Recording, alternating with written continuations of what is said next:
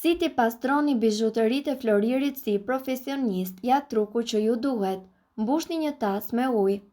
Uji i ngrohtë është më i mirë dhe kjo është gjithçka që ju nevojitet, por nëse doni më shumë efekt, pak sodë buke ose pak ilaç enësh i lëngshëm janë të pranueshme. Zhysni bizhuteritë e arit në ujë. Lëreni aty për disa minuta, por nëse keni aksesor me pjesë të çara, përdorni një kujnë me pambuk dhe kështu ju do të jeni në rregull. Hiqeni bizhuteritë nga uji dhe thajni ato me një copë me mikrofibër dhe më shumë shkëlqim do të keni në bizhuteritë tuaja si të lara nga profesionistët.